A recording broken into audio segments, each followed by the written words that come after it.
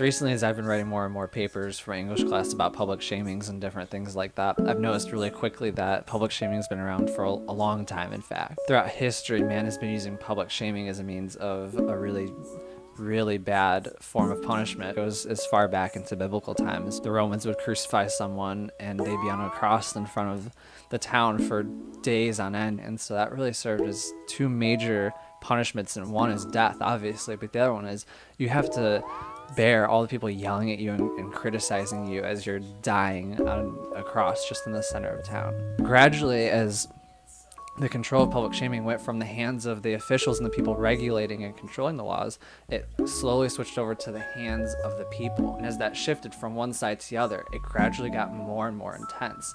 The shamings became more just outrageous. They became more violent and hateful, not just as a means of punishment, but a means of ruining someone's life. And so I think there's a correlation between the control and how intense it got, because it's uncanny of how much worse it's gotten compared to just being a punishment that would be not permanent to the person's livelihood. It would only affect a short period of time for someone's people. But now it affects a person's entire life. So I noticed a really common place for public shaming is now social media, because obviously there's so many users and people on there, and there's so many illegitimate call-outs that they really aren't necessary. It's just you're offending what you think is right or wrong, and that's all just relative to everyone in this culture, in the Western world, and how we believe. Our law is the only thing that we can really base our morals on anymore, because people believe in so many things. And a lot of people, everyone knows the story about Harambe and how it's just everyone is just destroying the mom because she was just being a bad parent, and how she let her son fall into the gorilla enclosure and they had to kill Harambe the gorilla. And although that might be some legitimate form of calling someone out, I don't really know if it is or not. I mean, sure, maybe the first few people that heard this story were like, oh, this is just outrageous, this terrible woman. But very quickly it just became people that wanted just to kick a woman while she was down. That's all it became. And was that really legitimate at that point? So many people really might not even known all the facts about it. I mean, it's not fair to continually make a woman think about all the things she did wrong, because that's just, you're stuck in this permanent stage of like a limbo, and you can never move on, and not moving on is one of the worst things you can do to a person. It's just not fair to anyone. I can't really think of a good solution for all these issues with public shaming and stuff like that, but I did a little bit of research, and we found that in our Western culture, we're really focused on a moral code that really it can't be based off of what we each believe individually, because it's so diverse, we can't keep track of all of that. We can really base it off of the law in our country, and I feel like we shouldn't waste our time with trying to call people out on things that differ from just our moral code like that, but that really just completely and utterly break the law and all of the things that we uphold in this nation. It's just a waste of time otherwise. And so there's just really no apparent solution besides that.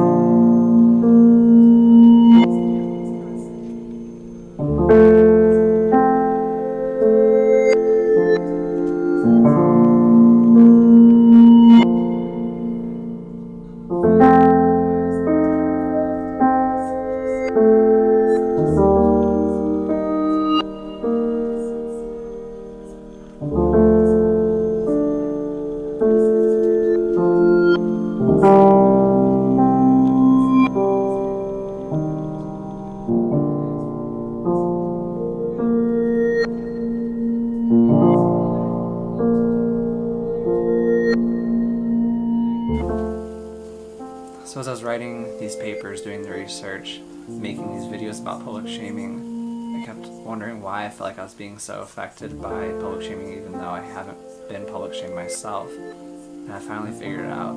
For me, I'm a creator. I make videos, I take pictures. For me, in this part of time, the easiest way to share these things is through media. And I can't imagine having that go away. That could just change a person's entire life. And social media is just slowly turning into this volatile hub of people. Let's just try to keep social media as this place of gathering for people that have new ideas and thoughts to share to one another.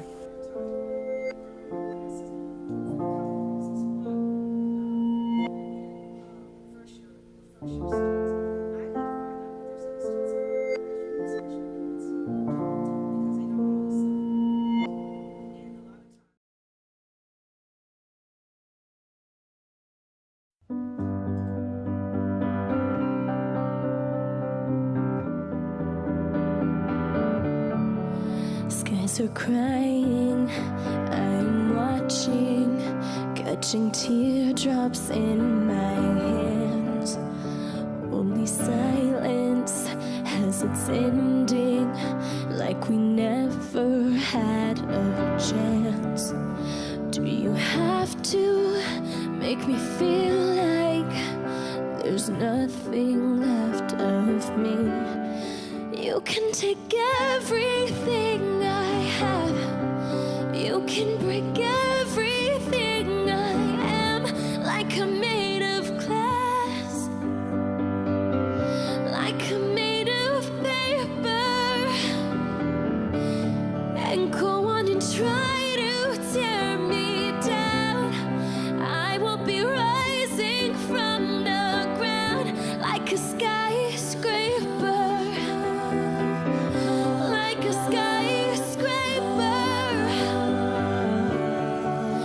As the smoke clears, I awaken and untangle you from me.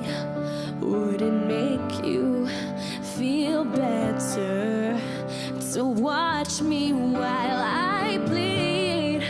All my windows still are broken, but I'm standing on my feet. You can take everything I have. You can break everything I am. Like I'm made of glass, like I'm made of paper. According to Pew Research, 60% of the internet users said they had witnessed someone being called offensive names. 53% had seen efforts to embarrass someone. 25% had seen someone being physically threatened. 24% witnessed someone being harassed for a sustained period of time. 19% said they witnessed someone being sexually harassed.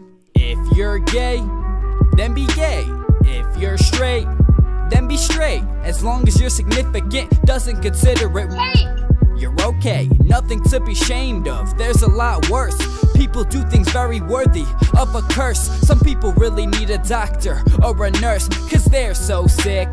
It's absurd. We shame the ones going out, hang around, doing stuff that their mama and papa probably don't approve of. They wanna stop the matter loving for the sake of the man above. But what if the girl you called a whore today was deprived of much? Going through an experimental phase to see what it is to lust. 8% have been physically threatened. What if That slow driver that you honked at and wanna do a lot of bad things too? What if they were on their way to their mother or father's funeral?